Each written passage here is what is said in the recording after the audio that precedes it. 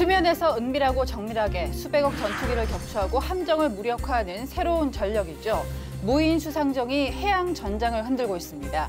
최근 우러 전쟁에서 실전 능력을 입증하며 세계를 놀라게 했는데요. 디펜스 프라임, 오늘은 무인 수상정이 전장을 어떻게 바꾸고 있는지 알아보겠습니다. 자, 먼저 그 무인 수상정을 보니까 바다 위의 드론이라고 많이 부르더라고요. 이 무기체계가 어떤 전력인지부터 알아보겠습니다. 예, 무인 수상정은요, 자율항법 또는 원격 조정에 의해서 다양한 임무를 수행하는 해상 무기체계라고 생각하시면 될 것 같습니다. 정찰 감시, 기뢰를 탐지하고 제거하는 임무, 그다음에 타격 임무까지도 수행할 수가 있는데요. 특히 유인 수상정이 접근하기 어려운 고위험 지역에서의 작전을 수행하거나 또 유인 수상정이 임무를 보조하는 역할을 수행하고 있습니다. 여기에 대해서 AI 기반한 자율항법 또는 위성통신 기능이 접목될 경우에는요, 단독 작전뿐만이 아니라 여러 척의 무인 수상정이 동시에 움직이는, 우리가 통상 이거를 스톰 전술이라고 얘기를 하는데요. 스톰 전술에 기반한 공격을 통해서 상대방이나 적의 방어 체계를 무력화시키는 데 효과적인 수단으로 기능을 할 수 있습니다. 이러한 무인 수상정의 특수성으로 인해서 최근 해양전의 어떤 효과적인 수행과 또 생존성 보장에도 큰 역할을 하는 전략 가치가 높은 전략 자산으로서의 중요성이 부각되고 있습니다. 그러니까 해양전에서 드론이 하는 역할을 할 수 있다. 얼마 전 이 보도가 있었는데 우크라이나군이 무인 수상정을 이용해서 그 러시아의 전투기를 격추했다 이런 소식이 있었거든요. 이 전투기 가격이 보니까 700억 원이에요. 무인 수상정 가지고 700억 원짜리 무기를 격추했다면 대단한 거 아닙니까? 가성비 전투의 끝판왕이죠. 무인 수상정이 어느 정도 하죠, 가격이? 여기서 제가 이제 한번 보니까 무인 수상정 이제 그때 쓰인 게 마구라 V7인데 한 3억 원 정도가 되더라고요. 3억으로 700억 원. 표면적으로 나온 게 3억 원이지만 우크라이나군 같은 경우는 대량 생산 체제를 갖고 있기 때문에 실질적인 가격은 더 쌀 거예요. 제가 여러 번 말씀드렸지만 지금 현재 우크라이나하고 이제 러시아의 전쟁이 이제 장기전으로 계속 치닫고 있다가 휴전이 되고 있는 이런 말이 나오고 있잖아요. 근데 이제 제가 몇 번 말씀드린 쉽게 되지 않을 거다. 왜 그러냐면은 우선 되게 이상한 게 지상에서는 러시아군 승기를 잡고 있어요. 근데 해상에서는 원래 크림반도에 있었던 함대가 우크라이나의 이제 해군 특수전부대에 의해서 상당수가 이제 격침됐단 말이에요. 그래서 지금 다 이제 소산되어 있는데 어디 있는지 몰라요. 그렇기 때문에 이제 흑해에 대한 해상 장악권을 우크라이나가 갖고 있기 때문에 이게 보게 되면 이제 어떤 양측에 다 전략적 지렛대를 쓸 수 있는 어떤 부분이잖아요. 보게 되면 뭐냐면 이제 지난 5월 2일 날 발생했던 사건이거든요, 이게요. 그러면 우크라이나로 우리 정부사령부처럼 아니면 뭐 정보본부처럼 거기서 정보 총국이 있어요. 그래서 그 특수작전부대 이하의 그룹 13이라는 부대가 있는데 그 부대가 이쪽에 그 흑해 오른쪽 동쪽을 딱 보게 되면은 러시아의 항구 도시가 하나 있어요. 노브로시스크라는 곳인데 거기로부터 50km 떨어진 곳에서 이제 그 러시아 해군이 운용하는 이제 SU-30 전투기가 이제 그 정찰 비행을 하기 위해서 발진했을 거 아닙니까? 그거를 이제 근접해 있는 아까 말한 마구라 V7이 격추를 했다는 거예요. 격추를 했는데 그때 쓰였던 이제 무기 체계가 공대공 미사일인 AIM-9 사이드와인더라는 겁니다. 그래서 이걸 딱 보게 되면 대대적으로 그걸 홍보를 했어요. 우크라이나에서는. 근데 러시아에서는 말을 안 해요, 아직까지. 왜요? 창피하니까. 아직까지 말을 안 하고 있고. 그래서 이제 이게 되게 이례적인 어떤 사건이잖아요. 그래서 미국에 가게 되면 더 워존이라는 어떤 되게 저명한 군사 매체가 있어요. 바로 달려가서 인터뷰했지 않겠습니까? 그래서 이제 거기서 우크라이나 정보 총국장인 키릴로 부다노우 중장하고 했는데 이 사람도 이상한 얘기를 해요. 마구라 V7을 한 척만 보낸 게 아니야. 3척이 보냈고 그 중에 2척이 각각 싸가지고 SU-30을 2기를 이제 격추시켰어 라고 이렇게 한 거예요.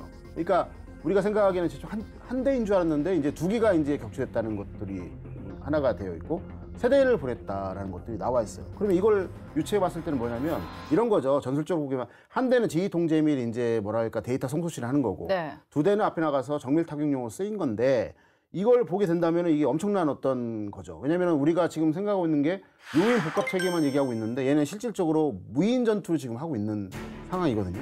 그리고 이제 가격을 보게 되면 SU-30 전투기 한 대가 700억 정도가 돼요. 그런데 여기 쓰여오고 있는 AIM-9M 미사일 사이드와인더가 9M 계열인데 이게 발사 한 대당 가격이 5억 정도밖에 안 돼요. 그래서 5억으로 700억을 이제 무력화시켰다. 근데 그거를 탑재하는 해상 기동체의 가격은 3억이었다.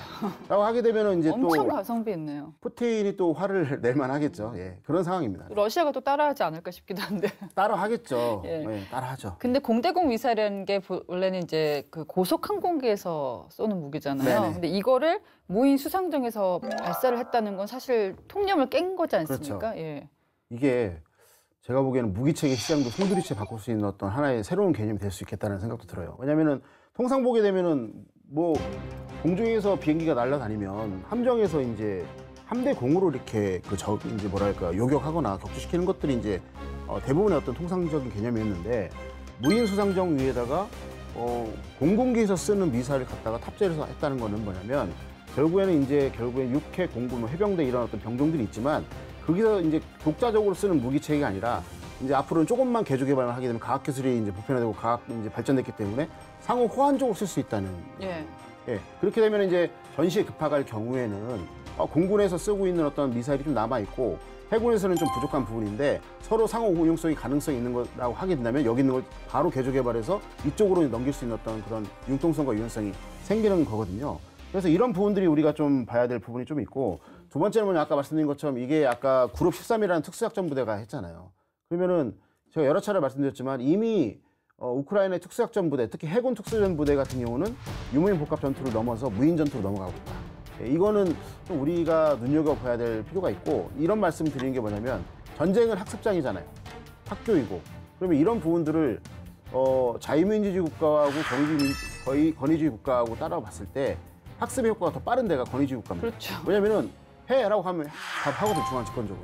그렇기 때문에 이런 부분들을 봤을 때 마구라 V7 모형을 보시면 알겠지만 이게 뭐하고 비슷하냐면 북한이 갖고 있는 반잠수정이나 이런 것들랑 비슷해요. 아이고, 예. 우리도 참 갖고 있기 때문에 또 김정은이가 이제 여러 부대를 순시하면서 드론 얘기를 하면서 해상에서 쓸 수 있는 것도 이제 전력화를 빨리 하라고 얘기도 했어요. 그렇기 때문에 이런 부분들이 학습이 돼서 북한에 넘어갔을 때 이런 부분들이 아까 말한 것처럼 각 병종에 있는 무기체계가 호환되는 것들은 우리한테 유리한 점이 될 수 있지만 이런 어떤 마구라 세븐의 어떤 공대공 미사일을 접목해서 사용했던 것은 북한에게도 유리하게 작용할 수가 있다. 그 혹시 이런 것도 있나요? 지금 보니까 무인 수상정을 주로 쓰는데 흑해더라고요.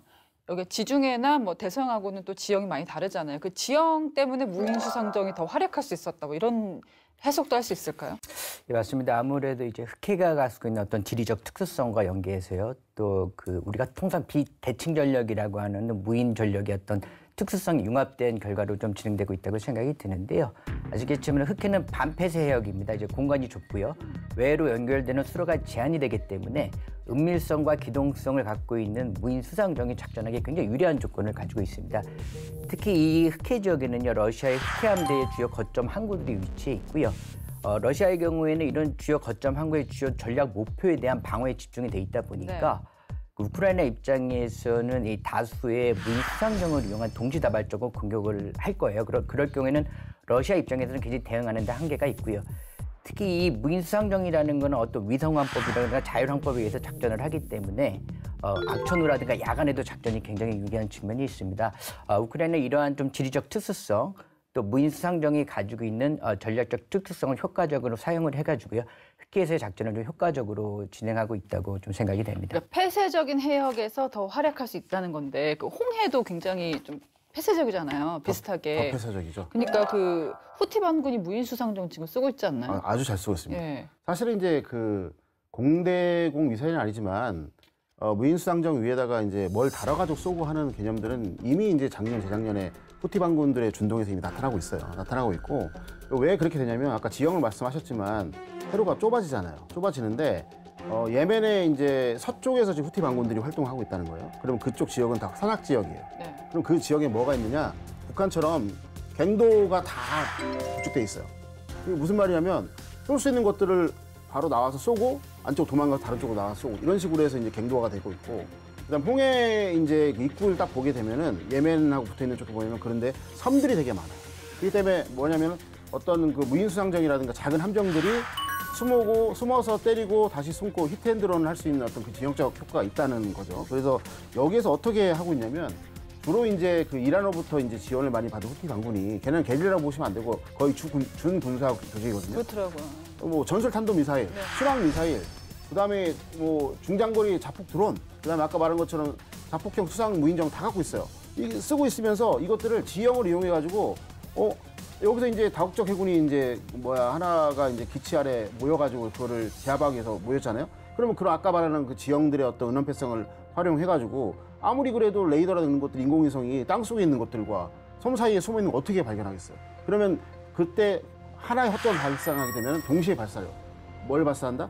탄도미사일, 전술 탄도미사일, 순항미사일, 그 다음에 이제 자폭 드론, 무인수상정 이런 식으로 자폭형을 동시에 발사하게 되면 어떤 일이 발생하냐면 다국적 해군이 왜 갔습니까? 걔네들을 가지고 제압하게 가는데 왜 제압하느냐? 그 지역을 통과하는 상선들을 보호하기 위해서 가는 거잖아요. 그때 그 타겟을 그냥 쏠 때 다국적 해군만 쏘는 게 아니라 상선도 같이 쏴요. 그렇게 되면 다국적 해군에 있는 예하에 있는 전투 모듈 함정들이 뭐 하냐면 내가 먼저 내 거를 방어를 해야 되잖아요. 그렇기 때문에 자기가 방어해야 될 이 함선들이 방어를 못 받는 거예요. 격침을 당하거나 피해를 보는 거예요. 그렇게 되면 뭐가 되냐면 국제사회로부터 아니 니네들 홍해에 있는 후티 반군들을 제압하면서 우리 함선들 자유롭게 통행할 수 있도록 해서 갔잖아. 근데 왜 니네는 처맞고 있고 옆에 있는 애들 왜 이걸 못 방어해주고 있어 하면서 균열을 시키는 방법으로 가고 있기 때문에 아직까지도 이제 올해 초에 트럼프 대통령이 화가 났잖아요. 그 미국의 정찰기라든가 공군기를 이제 후티 반군이 공격을 해서 완전 다 그 길을 초토화시키라 했는데도 불구하고 아직까지 준동을 하고 있는 거예요. 그래서 이런 어떤 후티 반군의 전술이라는 것이 해양 전술이 되게 기묘하고 영활합니다. 그렇기 때문에 이게 쉽게 잡을 수가 없는 거예요. 지금 보니까 흑해에서는 러시아 흑해 함대가 기습을 당했고 홍해에서도 미 해군인데도 이제 많은 제약을 받았단 말이에요. 작전에서. 다시 얘기하면 무인 수상정이라는 게 방어가 상당히 어려워 보이는데 왜 그럴까요? 가장 중요한 거는 이게 우선은 어떤 위협이 나타났을 때는 먼저 탐지를 해야 되잖아요. 먼저 봐야 되는데 다국적 해군이라는 게 뭐냐면 미국이 전체가 있는 게 아니에요. 열 몇 개의 국가에 있는 해군들이 모여서 다국적 해군이 되는 건데 예를 들어서 이제 그게 평소에 같이 이제 예속 관계에 있다가 하게 되면은 지휘 통제라든가 정보 체계가 이제 일원화돼 있기 때문에 그런 탐지가 쉽게 될 건데 이 다국적 함대도 기간마다 교대를 합니다. 하기 때문에 그런 정보라든가 지휘 통제 시스템 같은 것들이 이제 최적화되는 데는 시간이 좀 필요할 수도 있고요. 두 번째는 뭐냐면 실질적으로 우크라이나 러시아에 있는 그 전투 그러니까 해상전을 딱 보게 되면 이게 마구라 세븐 같은 경우가 있잖아요. 어떻게 이동하냐면 지그재그로 이동을 해요. 이런 식으로 지그재그로 이동을 해가지고 뭐라고 하냐면 위에서 떠 있는 MI8 같은 헬기 위에서 기총수사하는 것들 피하고요. 함정에서 쏘고 있는 어떤 기관총 다 피하고 가고 있어요. 그다음에 또 중요한 건 뭐냐면 이게 해상과 근접해서 바로 위에서 떠서 오기 때문에 은밀히 가다 보게 되면은 이게 레이더에 이제 잡히지 않습니다. 왜? 대충의 어떤 대부분의 레이더 같은 경우는 다 상공을 지향하고 있잖아요. 그래서 표적에 대해서 맘먹고 저기 오는 것들이 이제 식별되는 상태에서 그걸 지향성으로 하지 않는 이상은 그게 하는 부분들이 되게 어렵고요. 가장 어려운 건 뭐냐면은 우크라이나군의 전술이 있습니다. 전술을 어떻게 쓰냐면은 예를 들어서 연안에서 전투를 할 때 특수작전 부대가 미리 침투를 해요. 침투를 한 상태에서 항구에 있는 이제 지상 시설들을 타격을 합니다. 그러면 이제 기지방어 부대가 기상에서 뭘 있구나 그쪽으로 딱 가면 그 반대편에서 이제 마구라 세븐 같은 것들을 몇 대를 갖다가 이제 전제를 시켜버려요. 일제파를.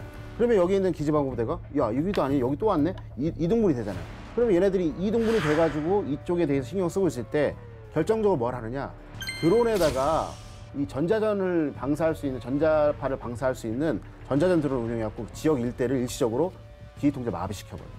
그리고 이 상황에서 제2자파가 다른 방향으로 해서 돌진을 해가지고 그 함정들을 격침시키는 전술을 쓰고 있는 거예요. 네. 그래서 이런 쪽으로 해서 현대 과학 기술의 틈새를 이제 파고 들어가는 어떤 그런 기술력, 그다음에 그걸 떠나서 우리가 상상도 못하는 기존에 있지 않았던 전투 수행 방법이 결합되기 때문에 이런 무인수상정이 상당히 이제 막기가 어렵고 이런 홍해 일대에서도 후티 반군들이 이게 사실은 2015년도에 있을 때 사우디하고의 전쟁에서 그대로 사용했던 방법이거든요. 그렇기 때문에 이런 부분들은 이런 어떤 무인수상정 전술은 되게 고도화되어 있다. 그래서 이런 부분들을 고려하고 아까 말씀드린 것처럼 그 지형적인 어떤 착착함과 복잡성을 가미가 되기 때문에 실질적으로 방어하기가 어렵다. 미 해군이 방어가 상당히 어렵습니다. 그만큼 지금 해양전이 복잡해진다는 얘기인데 이 얘기를 들어보면은 예전에는 그 대양에서 넓은 바다에서 이제 해양전이 있었다면은 최근 들어서는 이 무인 수상정 때문인지 연안으로 이제 전장이 옮겨지는 그런 느낌이 들거든요. 어떻습니까? 네, 맞습니다. 아무래도 이 과학 기술과 연계한 무기 체계 발전은요, 전쟁 또는 전장의 양상을 변화시키기 마련입니다. 그 말씀하신 것처럼 어떤 무인 수상정의 좀 발전으로 인해서요, 해양전의 무게 중심이 대양에서 연안으로 좀 이동되고 있다는 좀 설명이 좀 설득력을 갖고 있는데요. 아무래도 연안에는 뭐 주요 해상교통로라든가 해군 기지, 주요 항만들이 위치해 있습니다. 그 국가의 기반 시설이라고 할 수 있는데 이 무인 수상정을 이용한 또 무인 전력으로 하는 이런 주요 국가 인프라에 대한 공격은 국가의 존속에도 큰 악영향을 미칠 수 있는 위험 요인이기 때문에 네. 아무래도 이러한 주장들이 설득력을 갖는 것 같고요. 물론 이제 대양에서의 해양 패권을 지배하는 것도 여전히 중요합니다. 그럼에도 불구하고 요즘에 이 무기 체계 발전과 연계한 전쟁 양상을 봤을 때는 어떤 연안에서의 해양 통제권을 확보하는 것도 어떤 정쟁의 향방에 결정적인 요인이라고 좀 평가되고 있는 것 같습니다. 이런 흐름 때문인지 미국도 분산 해양 작전이라는 거를 이제 전략을 추진하고 있는데 여기서 유령 함대라는 개념이 나오거든요. 네네. 이건 어떤 겁니까? 예, 유령 함대의 개념은 네.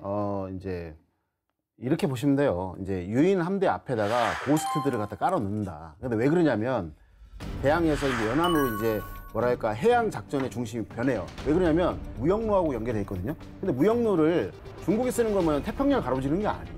주로 이제 스웨즈 운하를 통해 갖고 하는 연안 쪽으로 해서 가기 때문에 그쪽 지역에서 우리가 막 수삭 뭐 하기 전까지 오지 마.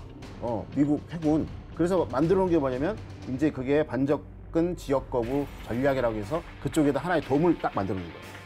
근데 예전에는 미국이 나 여기 항공모함 있고 그 밑에는 잠수함 있고 앞에 옆에 다 호위 다 있어서 유영을 하면서 쭉 갔는데 이 대형 플랫폼을 가다 보니까 무슨 위험이 나오냐? 접근하면 내가 여기에서 머릿속에서 중폰 같은 계열을 통해서 미사일 쏘아서 그냥 없애버릴 거예요. 이런 것들 아까 지금 말씀드린 것처럼 무인수상자 이런 것들에서 한 방에 맞아버리면 끝나는 거거든요. 네. 그러니까 이거 얼마나 큰 손실이에요. 그렇기 때문에 이걸 대비하기 위해서 나는 이 무인 함대를 이제 만들어 놓고 이거를 앞쪽에다 전개시키고 앞에서 전투를 해 나가면서 중국군이 약해졌을 때 나는 결정적으로 가서 이제 한 방 하겠다. 이런 개념으로 해서 나온 것이 뭐냐면은 이제 분산 해양 작전이에요. 이게 DMO라고 하는데 이런 부분들을 하기 위해서 미국이 이제 무인 수상정의 숫자를 250가까지 늘린다라고 얘기를 하고 있고 또 이제 여기서 나눴을 때 보면은 최초에는 유령 함대의 어떤 종류가 두 가지밖에 없었어요. 뭐냐면 이제 대형 무인 수상 함과 대형이니까 함이라고 있고요.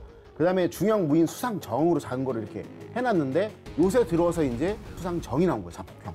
자폭형. 예, 어느 정도 예. 크기예요? 크기를 좀 알아보면은 이제 대형 무인 수상정 같은 경우 수상함 같은 경우 미군에 밝혀놓은 거 보면은 크기가 60에서 90m 정도가 돼요. 좀 크죠, 제법.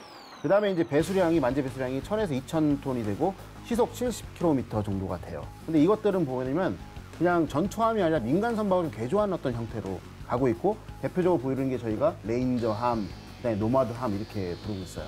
그다음에 작은 크기에 되어 있는 이제 중형 무인 수상정 같은 경우는 크기가 14에서 58m. 이 작은 건 아니에요. 네. 그다음에 이제 시속은 50km 정도가 되고 만수 제수량이 150톤 정도가 되고 있는데 우리가 뉴스에 많이 듣는 거 시호크하고 시헌터라는 것들이 나오고 있고요. 그러면 이거보다 아까 말한 것처럼 소형 무인 수상정 같은 더 작겠죠. 5에서 8m. 더 작은 것도 있는 거고 있어요. 그래서 여기에서 미 해군이 뭘 하고 있냐면 뒤에서 지휘 통제를 하게 되지만 여기서 전투 수행 6대 기능 항상 말씀드린 것처럼 지휘 통제, 그 다음에 이제 기동, 그 다음에 화력, 그 다음에 또 뭐냐면 정보, 지속적 방어들을 스스로 할 수 있도록 AI를 탑재시켜 놓고 전투를 유기적으로 해야지만 그 다음에 뒤에 있는 그 유인 함대가 갔을 때 피해가 최소화될 거 아니에요. 네. 그런 식으로 해서 이걸 AI를 넣어서 지금 고도화시키고 있는 부분이 좀 있고 이게 또 이란하고 후티 반군이 미 해군을 자극을 해서 아까 말한 것처럼 소형 무인 수상정을 만든 거예요. 우리가 보면 네이비실 같은 걸 보게 되면 고속정 있죠. 고속정. 조그만 건데 이 스튜디오가 작은 고속정이에요.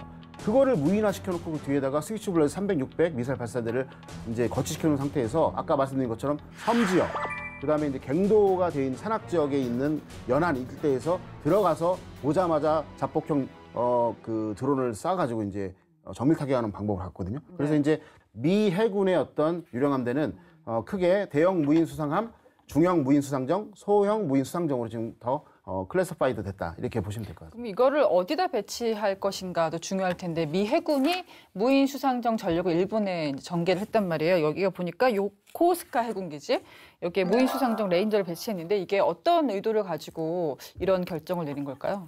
요코스카는 기본적으로요. 그 서태평양 해양 안보를 관할하는 미 7함대 전력이 배치되어 있는 전진 기지입니다. 특히 요코스카는 미국이 추진하고 있는 인도 태평양 전략의 어떤 전초 기지로서의 전략적 가치를 가지고 있는 지역이고요. 이 지역에 무인 수상정을 배치했다는 사실은 앞으로 이 통합적으로 이 무인 전력을 인도 태평양 지역, 특히 서태평양 지역에서 활용하겠다 의지를 표명한 것이라고 생각을 합니다. 실질적으로 이제 미국이 최근에 레인저라는 무인 수상정을 배치를 했어요. 그러니까 다목적 성능이 아주 뛰어난 무인 수상 체계고요. 아까 그 교수님께서도 언급하셨습니다만 현재 중국이 추진하고 있는 반접근 지역 거부 전략에 대응하기 위한 구현 수단으로서 이런 배치했다는 그 전략적 의도가 내포되어 있다고 생각을 하고요. 이에 더해서 요코스카에 배치했다는 것은 이제 미국이 서태평양 지역에서 중요한 파트너로 생각하고 있는 일본과의 연합 방위를 강화하는 측면이 있을 뿐만이 아니라 현재 미국과 중국 간의 해양 패권 경쟁이 실질적인 군사적인 무력 충돌로 기결될 수 있는 남중국해라든가 대만 해협에서의 유사 상황 발생 시에 이러한 무인 전력을 투사하겠다는 좀 전략적 의도도 내포하고 있다고 좀 해석할 수 있을 것 같습니다. 근데 여기다 배치한 거에 끝나는 게 아니고 무인 수상정 레인저에 굉장히 고성능 네네. 미사일, 고성능 무장을 운용을 했어요. 네네. 이게 그냥 뭐 보조적인 수준이 아니고 결정적으로 타격할 수 있는 네네. 그런 걸 마련한다라고 볼 수 있을까요? 예, 말씀하신 그 SM-6는 이게 다목적 미사일이라고 하거든요. 레인저 함에서 발사할 수 있는 것인데 이게 이제 항공기, 순항미사일, 탄도미사일, 심지어 함정까지도 다 이제 표적화해서 정밀 타격할 수 있는 미사일이기 때문에 그렇습니다. 근데 아까 말씀드린 것처럼 이것이 레인저함에 쏘기 위해서는 아까 그 북한에서 사용하고 있는 캐리어라는 게 있잖아요. 차량으로 끌고 나와서 이제 수직으로 이렇게 세워서 발사를 하는데 이 레인저함에도 이런 SM-6를 이제 발사할 수 있는 그런 수직 발사대가 이제 VLS라고 하는데 이게 장착이 되거든요. 그렇게 해서 이제 쏘게 되는데 이게 이제 왜 중요하냐면 이런 어떤 그 대형 무인 수상함이 이런 어떤 정밀 타격 체계를 갖고 있다는 건 뭐냐면 그 앞에서 다른 여러 가지 무인 체계들이 센서 역할을 하는 거예요. 드론도 있을 수 있고 소형 무인 수상정도 있을 수 있고 그다음에 육지인 수색전 부대도 있을 수 있고 그다음에 우주에서 내려오는 우주 정보도 있는 겁니다. 그런 것들을 쭉 끌어모아서 유인 함대에서 그거를 AI 기반을 해가지고 최적화시킬 거 아닙니까? 어떤 무기 체계에 어떤 것이 가장 최적화될 거야라고 하는 것들을 하게 되면 그것을 이제 레인저함에다가 이제 실시간 데이터를 송신해주고 그걸 수직 발사대로 올려갖고 발사를 하게 되는 것이죠. 그래서 이걸 보게 되면 결국에는 이제 사람만 없다 뿐이지 유인 함정이 하는 것을 그대로 하고 있다는 것입니다. 네. 그럼 이거 훈련했잖아요. 서던 라이트닝이라고 해서 해상하고 공중 합동 훈련을 했거든요. 네네네. 여기서 뭐 어떤 전략적인 변화를 담기 위해서 이런 훈련을 했을까요? 좀 이따 퀴즈를 낼 건데 제가 이제 사전 이제 말씀드리고 들어가겠습니다. 네. 예, 이게 이제 미 해군이 사우스캐롤라이나 주에서 이제 훈련을 했거든요. 거기서 보게 되면 그 램페이지 무인 수상정 USV가 있어요. 이제 이게 뭐냐면 어떤 걸 했냐면 센서를 어떻게 통합해서 실시간 데이터를 송소신할 거냐라는 것이 핵심이었어요. 핵심이었는데 여기에서 나온 게 뭐냐면 미 해군에 있는 무인 수상정이나 이제 수상함뿐만 아니라 아파치 헬기가 나온 거예요. 아파치 헬기. 이게 나와 있는데 보시면 이제 여기 하면서 그 기사를 보게 되면 해복, HAVOC라는 이제 오픈 소스 지휘 통제 프레임워크라는 시스템이 나와요. 그래서 이걸 연상해 보세요. 왜 그러냐면 아파치에 뭐가 달려 있죠? FCR 있잖아요. 파이어 컨트롤 레이더가 있는데 제가 세 가지 숫자를 항상 기억하라고 했습니다. 아파치 하면 1256, 네. 그다음에 16이잖아요. 거기 안에서 이제 얘네들은 이 1000개에 관련된 것들을 탐지를 하고 256개를 관리를 한 다음에 결정적으로 쏠 것을 16개를 집중 관리를 한다고 말씀드렸잖아요. 이거를 이 기능을 무인수상정과 아파치와 그다음에 이제 지휘 통제의 어떤 그런 프레임워크를 엮어가지고 한다는 거예요. 그게 뭐냐면 결국에는 연안 전투라든가 아니면 대형 전투를 할 때 서로 다른 영역에 있는 무기 체계를 다 섞어가지고 이거를 실시간대 융복합해서 실시간대의 어떤 정찰 탐지를 통해 가지고 이제 표적을 확보하고 그 다음에 바로 AI를 집어넣어서 가장 최적의 자살이 무엇인가를 할당한 다음에 실시간대 바로 타격을 하겠다는 그 얘기를 하는 겁니다. 그래서 결국 뭐냐면 이게 AI 기반의 다영역 지휘 통제 체계를 실증을 한 것이고 그걸 하기 위해서 이제 해상에 있는 무인수상정과 무인수상함 그다음에 공중에 있는 이제 아파치 헬기를 같이 연결시킨 거죠. 근데 이게 어디를 두고 이렇게 했을까요? 어디를 두고? 중국? 어디에 전장을 두고 이렇게 이런 작전을 했을까요? 중국 쪽을 그렇죠. 생각하고. 특정을 할 수 없겠지만 아파치 헬기를 갖고 있는 곳, 그다음에 이런 식으로 해서 무인 수상적인 함이 전개될 수 있는 곳 하게 되면 대만 일대가 가장 유력하다고 군사 전문가들은 보고 있는 거예요. 그러니까 이제 중국도 가만히 있을 수가 없잖아요. 유령 함대 전략을 중국도 이제 본격화한다고요. 예, 중국도 뭐 이렇게 무인 전력의 어떤 그 생산을 굉장히 가속화하고 있습니다. 특히 2023년에는요, 중국이 자체 개발한 이뱅토급 무인 수상전을 그 저장성 앞바다에서 성공적으로 성능 시험을 했었고요. 2018년도에는 상륙 작전이 가능한 무인 수상전을 전 세계에 공개를 했었습니다.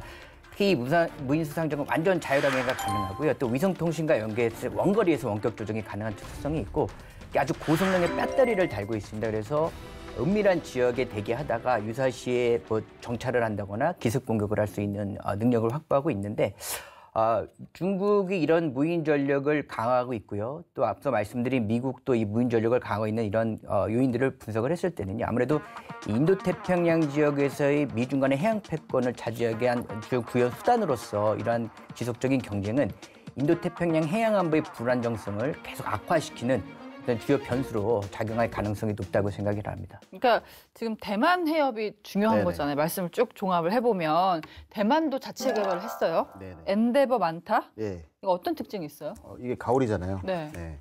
가오리로 생각하시면 되는 것 같고 그럼 특징을 이제 살펴보려면 그 외형적 특징을 보는 게 아주 좋겠죠. 이제 길이가 8.6m, 너비가 3.7m, 그다음에 최고 속도가 시속 35km 정도가 되고요.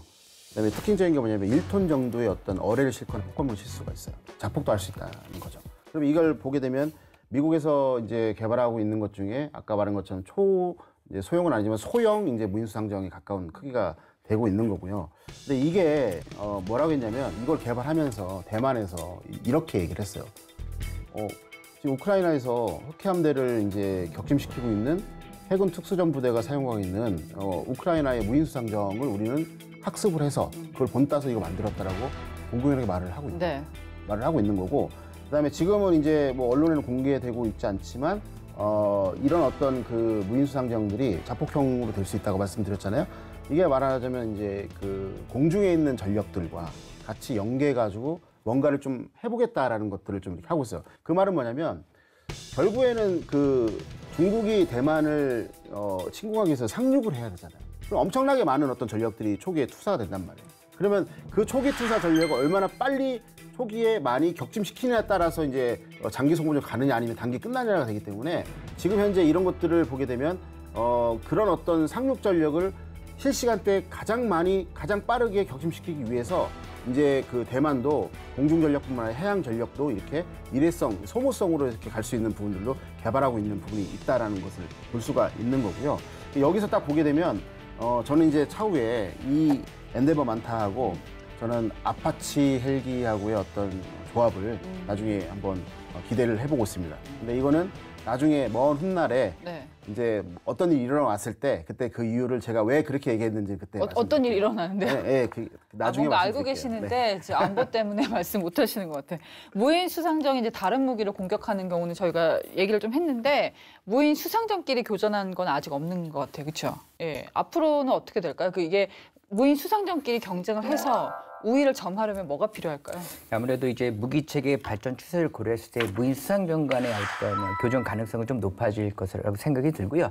아무래도 우위를 차지하기 위해서는 여러 가지 요인이 있겠습니다. 저 같은 경우 이제 세 가지를 좀 꼽고 싶습니다. 아무래도 이 자율 기반의 어떤 무기체계이기 때문에 AI에 기반한 자율항법도 판단 능력이 되게 중요할 것 같고요. 두 번째는 네트워크에 기반한 전장 상황 인식이 중요할 것 같습니다. 물론 이 무인 체계 간의 어떤 정보 공유 또는 무인 체계와 유인 체계 간의 연동을 위한 정보 공유 체계가 좀 확보되는 것이 굉장히 중요하다고 생각을 하고요. 나머지 세 번째는 사이버전에 대한 어떤 좀 대응 능력이라고 생각을 합니다. 아무래도 이 무인 체계는 그 통신 기반으로 좀 운영되는 개념이기 때문에요. 통신이 교란될 경우는 굉장히 무력화될 가능성이 굉장히 높습니다. 그래서 이러한 부분들에 대한 초점을 맞춰서 좀 그 완전성 제고를 위한 좀 노력이 필요하다고 생각을 합니다. 네, 무인 수상정에 처음으로 올라가면요 흥미로운 사건을 만날 수가 있습니다. 누군가는 마법이라며 놀라고 또 누군가는 텔레파시라고 했는데요. 디파고에서 알아봅니다.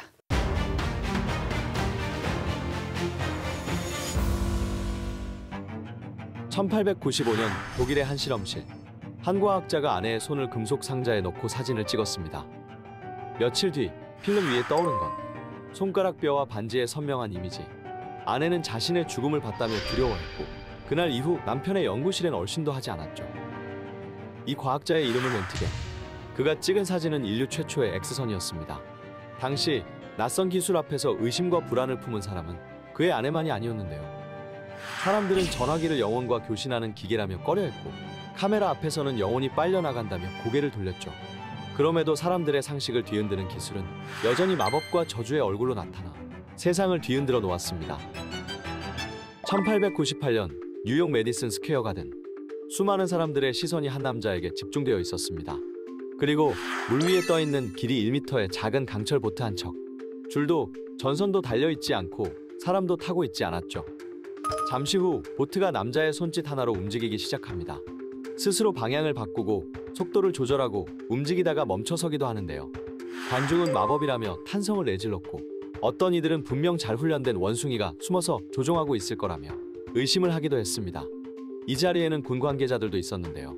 그들은 보트가 선없이 움직이는 걸 보고는 텔레파시라며 놀라워했고 보이지 않는 영혼이 조종하고 있다고 믿었죠. 이 배를 조종한 사람은 19세기 전기 과학자 니콜라 테슬라. 한때 에디슨과 경쟁하며 세기의 발명 전쟁을 벌였던 인물입니다. 그는 어떻게 멀리 떨어진 배를 움직일 수 있었던 걸까요? 정말 사람들의 말처럼 마법이라도 부린 걸까요? 테슬라는 보트가 자기 말을 듣는다면서 일부러 사람들의 상상력을 자극했지만 명확히 이것이 마법도 텔레파시도 아닌 과학이라고 설명했습니다. 그의 손에는 조종 박스, 즉 리모컨처럼 생긴 장치가 들려 있었는데요. 그 장치에서 나오는 보이지 않는 전파를 이용해 배를 원격으로 조종할 수 있었습니다. 조종 박스에 달린 발진기는 특정 주파수의 전파를 공중으로 쏘아보냈고 보트 안에는 그 주파수만 받아들이는 수신 회로가 설치돼 있었죠. 전파가 닿으면 모터와 키, 프로펠러가 함께 작동했습니다. 핵심은 코일러라는 장치였는데요. 전파를 감지하면 내부의 금속 입자들이 반응해 전류가 흐르도록 만들고 그 전류가 작은 톱니바퀴를 돌려 명령을 하나씩 실행하는 구조였습니다. 테슬라는 이 보트에 멀리서 조종되는 자동 기계라는 의미에 텔레오토마톤이라는 이름을 붙였습니다. 원격 조종되는 로봇의 원형이었던 셈이죠. 그런데 테슬라는 왜 이런 기계를 만들었던 걸까요? 단순히 쇼를 위해 보트를 만든 것이 아니었습니다. 미국 국방부 당시 전쟁성에 시연하기 위해 직접 설계하고 만든 시제품이었죠. 사람의 희생을 줄이고 결국 전쟁을 끝낼 수 있다고 믿었습니다. 그래서 실제로 무선 어뢰선, 즉 전파로 조종되는 무인 군함의 특허도 출원했죠. 그리고 이 기술을 미 해군에 판매하려고 직접 제안하기도 했습니다. 사람 대신 기계가 싸우는 시대. 지금 우리가 말하는 드론 전쟁, 자율 무기 체계의 개념을 19세기 말에 이미 꿰뚫어 본 거죠. 하지만 당시 미군은 이 기술을 채택하지 않았습니다. 이유가 뭐였을까요?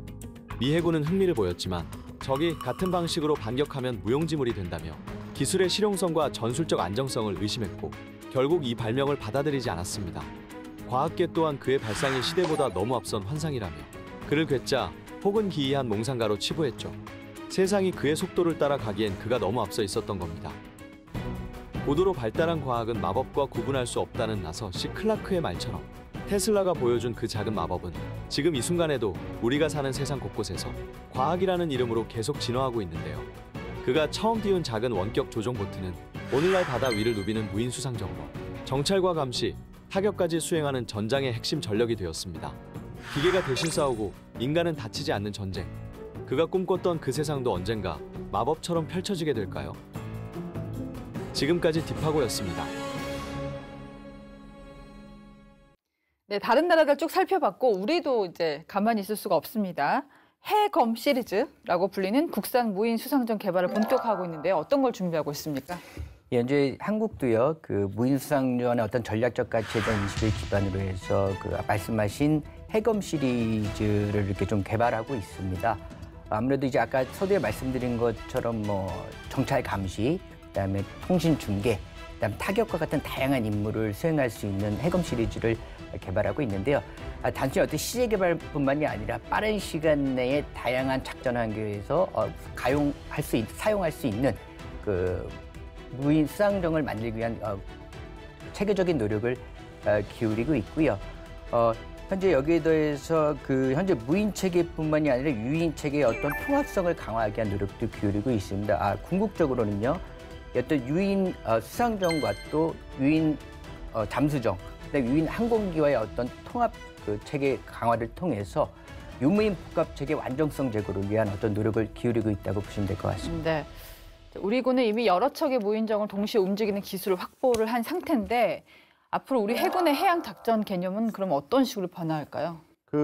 작년 10월 10일에 국방과학연구소 ADD라고 하죠. 거기에서 이제 진해에 있는 해군사관학교 앞바다에서 그때 이제 군지평으로 무인수상정을 운용하는 기술을 시연을 했는데 그때 시연됐던 이제 그 무인수상정의 길이가 6.5m, 폭은 2m, 최대 속도가 시속 37km 정도 되거든요. 그래서 아까 이제 말씀드린 것처럼 미 해군에 비해서 좀 이렇게 소형 정도에 해당되는 이제 무기체계가 된 거고요.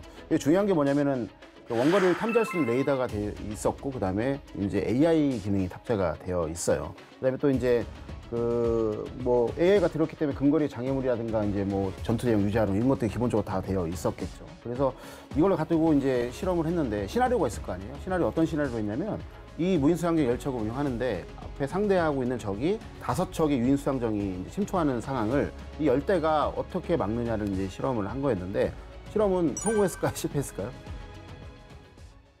성공했겠죠. 예. 성공했으니까 기사에 나왔겠죠. 왜 그러냐면 그러네. 문제는 뭐냐면 이게 핵심은 뭐냐, 앞에다가 이제 무인수상정이 10대가 있고 뒤에는 이제 유인수상정이 있기 때문에 협업을 통해서 이거를 완벽하게 이제 사전에 탐지하고 경멸할 수 있었던 그런 부분이 좀 있는 거고요. 그래서 당시에 이제 40분간 스스로 AI에 통해 가지고 이제 유무인 협업 전투를 수행을 했던 기록이 좀 있고, 이게 이제 왜 나왔냐면 우리가 서북도서에서 보게 되면 계속해서 이제 이 도발이 발생하고 있잖아요. 그러면 유인 수상정이 나가서 그거를 이제 다 대처하고 대응하게 되면 우리의 또 미래 세대들이 또 이제 인명피해가 발생하기 때문에 어쩔 수 없이 하는 게 아니라 이제 전략적인 측면도 있지만 우리의 어떤 인구절벽 시대에 미래 세대를 보호하기 위한 측면에서도 이런 실험을 하고 있는 거고, 이게 2019년 말부터 해서 시작이 돼갖고 지난 11월까지 해서 189억 원이 투자되면서 실시가 된 거예요. 그래서 결국에는 이런 식으로 이제 하고 있다가 여기서 제가 한 가지 좀 되게 놀라웠던 사실은 뭐냐면 그러면 여기에서 윤리적 문제는 어떻게 해결했을까라는 부분들을 제가 한번 윤리적인 문제요? 왜냐면은 지네 마음대로 AI에서 놀게 하게 되면 그게 킬러잖아요. 근데 그럼 어떻게 했냐면 보니까 결국에는 감시하고 그다음에 결심하고 이제 대응하는 어떤 주기에서 결국은 다 락건을 걸어놓고 마지막 발사하는 건 사람에 의해서 하도록 이렇게 철저하게 윤리적 문제도 고려를 했다라는 부분이 좀 있고, 그다음에 이런 부분들이 이제 우리 그 나라에 미치는 어떤 해군 전략이라든가 군사적인 어떤 전투 수행 방법에 미치는 영향은 아까 그 실장님하고 여러 번 얘기를 나눴지만 이제 대회에서 이제 연안으로 이제 전투와 작전 중심이 이제 이동되어 있고. 네. 또 이제 미국과 중국의 전략적 경쟁 안에서 저희가 일도련선의 하나의 어떤 뭐랄까 근처에 있는 어떤 그런 지리적 환경 속에서 결국엔 우리도 기존의 어떤 유인에서 유무인 복합으로 가지 않으면 안 된다는 어떤 절제절명의 어떤 위기의식 하에서 이제 이런 것들이 나온 거고, 결국엔 우리도 생존성을 높이는 가운데서 전투효율성을 극강화시키는 어떤 유무인 복합 전투 체계로 갈 수밖에 없는 그런 방법으로 전투 수행할 수밖에 없는 상황이고, 이 실험을 통해서 그것들이 이제 구현이 됐다 이렇게 평가를 할 수 있겠습니다. AI가 무인정을 때로 움직이는 기술에 이어서 또 실어 나르고 지휘할 드론 항모도 준비하고 있다고 해요. 이제 무인 전력 지휘함 이런 개념도 해군이 도입을 했는데 이건 어떤 걸까요? 현재 한국 해군은요, 수중, 수상 그리고 공중에서 유무인 무기 체계를 좀 지휘 통제할 수 함을 좀 계획을 하고 있습니다. 네. 특히 이제 다양한 유사 상황에 대비해 가지고요, 유무인 복합 기능 전력들을 최적으로 활용할 수 있는 지휘 통제함이라고 생각하시면 될 것 같은데요. 우리가 쉽게 얘기하면 요즘 많이 인기 있는 예전에 좀 시간이 지났지만 스태크래프트라는 게임이 있지 않습니까? 거기 보면 이제 캐리어라는 게 있어요. 다양한 여러 대의 전투함을 싣고 다니면서 그 상황에 적절하게 전력을 투사해서 작전을 수행하는 개념인데 현재 한국 해군 같은 경우에도 이제 변화하는 안보 환경 그리고 아까 말씀드린 과학기술과 연계한 무기인 체계 진화 속도들을 종합적으로 고려해서 유무인 복합 체계를 효과적으로 운용할 수 있는 지휘함을 지금 추진하고 있다고 좀 생각하시면 될 것 같습니다. 예. 자, 이제 뭐 이런 무인 수상함 전력 저희가 좀 살펴보고 있는데요. 아까 뭐 서북도서 지역, 그러니까 서해 NLL 지역에서 아주 중요한 역할을 할 것 같아요. 만약에 실전 배치된다면 지금보다 더 훨씬 촘촘해지지 않을까 싶은데요. 그렇죠. 근데 서해 5도의 지형을 보시게 되면 섬들이 많다. 네. 그다음에 그쪽에 있는 북한 지역에 보면 다 갱도화되어 있잖아요. 어디하고 비슷하죠? 아까 그 뭐 폐쇄적인 그 홍해 네. 환경에서 후티 반군들이 할 수 있는 그 전술을 그대로 이제 북한에서 구현할 수 있는 요소가 지리적 요소가 있는 거예요. 그렇게 되면 보면은 지금 보게 되면 PKM이라고 해서 참수리급의 유인 고속정들이 이제 거기서 임무를 수행하고 있는데 유인이지 않습니까?